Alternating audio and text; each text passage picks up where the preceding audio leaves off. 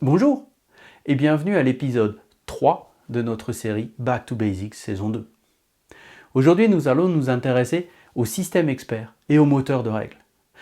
Deux sujets très intéressants dans le domaine des systèmes d'aide à la décision automatique. D'après Wikipédia, un système expert est un système informatique qui imite la capacité de prise de décision d'un expert humain. Les systèmes experts sont conçus pour résoudre des problèmes complexes par le raisonnement à travers des corps de connaissances représentés principalement comme des règles si alors, if then, plutôt que par un code de procédure conventionnel. Les systèmes experts constituent la première intelligence artificielle. Leur principe est de rassembler des connaissances expertes sur un sujet et de les mettre en œuvre comme un ensemble de règles servant à prendre des décisions. Un système expert est donc un logiciel capable de répondre aux questions en exécutant un raisonnement basé sur des faits et des règles. Par exemple, un médecin utilisera des faits et avec ses connaissances et son expérience, pourra identifier une maladie et délivrer une ordonnance. Pouvons-nous donner les mêmes faits et recueillir les connaissances et l'expérience du médecin pour déduire la maladie et l'ordonnance ? Dans un contexte d'entreprise, la consolidation financière est un système expert, avec des règles de consolidation et des faits que sont les données financières elles-mêmes. Si on se penche sur l'histoire des systèmes experts, la recherche dans les années 60 et 70 a conduit à la création du premier système d'experts appelé Dendral. L'objectif de Dendral était d'identifier les composants d'un matériau sur base de leur profil de spectromètre de masse. Ce système a été suivi par un système expert médical appelé MySyn, dont l'objectif était d'identifier les bactéries responsables d'infections sévères telles que la bactériémie et la méningite, et de recommander des antibiotiques. MySyn se composait d'environ 600 règles.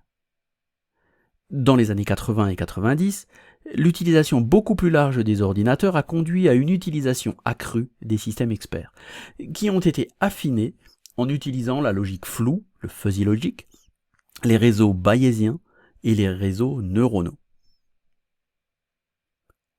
Un système expert comprend trois parties. Une base de faits, c'est-à-dire tout ce qu'on sait sur le sujet, une base de règles, c'est-à-dire la liste de toutes les règles à appliquer, et un moteur d'inférence. Le moteur d'inférence utilise les faits, typiquement les observations, les diagnostics, et utilise aussi les règles pour, in fine, générer une réponse à la question posée, que nous allons appeler décision.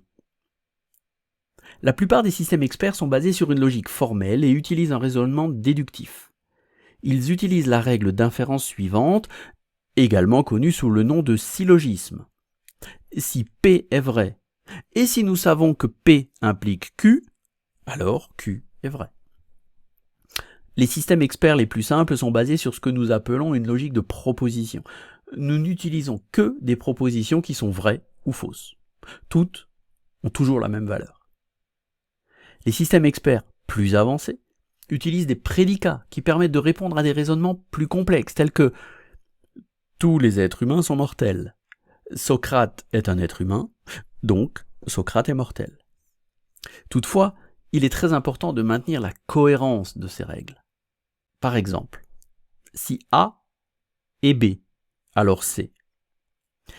Si A est B, alors D, on obtient une incompatibilité. Si A alors B, et si C alors B, on obtient une redondance. Sauf si la certitude est différente.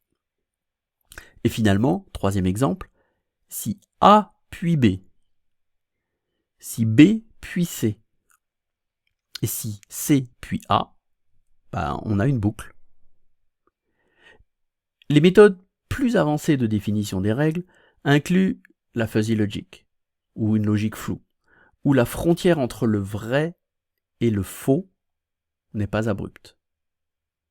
Il existe une transition en douceur entre vrai et faux, car il n'est pas toujours facile de définir exactement où est la transition. Et en réalité, la transition n'est généralement pas soudaine. Pour certaines valeurs, la réponse est un peu vrai et plus faux, ou vice-versa. Les moteurs d'inférence sont bien connus. Toutefois, la détermination de l'ensemble des faits et des règles qui constitueront la base de connaissances est un travail très difficile. Il s'agit de la description de la façon dont pense un expert, lorsqu'il est confronté à une question spécifique. Quel est le processus mental utilisé pour résoudre le problème ? Ce que nous cherchons à rassembler, c'est l'expérience, et non la théorie que nous pourrions trouver dans des livres. La recherche sur la manière d'acquérir des connaissances expertes a conduit à l'élaboration de méthodes spécifiques d'acquisition de connaissances. Le moyen le plus habituel de recueillir des connaissances d'experts, c'est d'organiser des entretiens.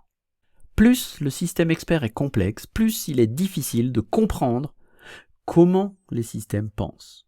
En d'autres termes, lorsque les systèmes spécialisés ont plus d'une centaine de règles, il devient difficile de suivre les règles utilisées et par conséquent de les mettre en place et plus important encore, de les maintenir.